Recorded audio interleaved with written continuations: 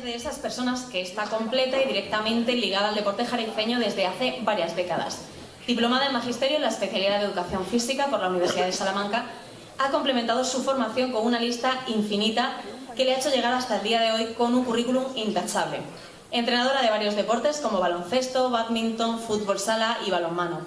Monitora de JEDEX de patinaje y de bailes de salón especializada en ritmos latinos. Instructora de varias modalidades de pilates. Jueza autonómica de patinaje artístico, entre otras formaciones a las que se unen infinidad de cursos y congresos.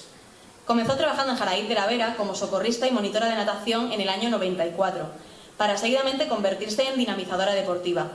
También ha desempeñado el puesto de coordinadora de deportes en el Ayuntamiento de Jaraíz del 2000 al 2004. Al año siguiente fue dinamizadora en la Mancomunidad de la Vera para pasar a trabajar en Badajoz como monitora de patinaje artístico en la Fundación Municipal de Deportes. Fue tercera clasificada durante las temporadas 2021 y 2022. Fue bailarina, figurante y ayudante de vestuario en el Festival de Teatro Clásico de Mérida.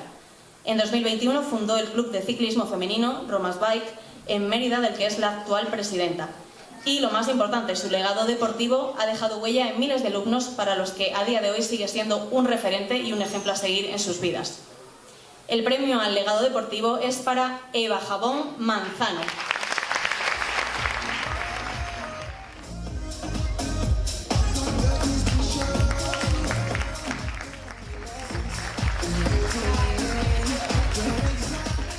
Se pudieron conseguir muchos logros deportivos y gracias a ella, si no hubiera sido por ella no se hubieran podido conseguir.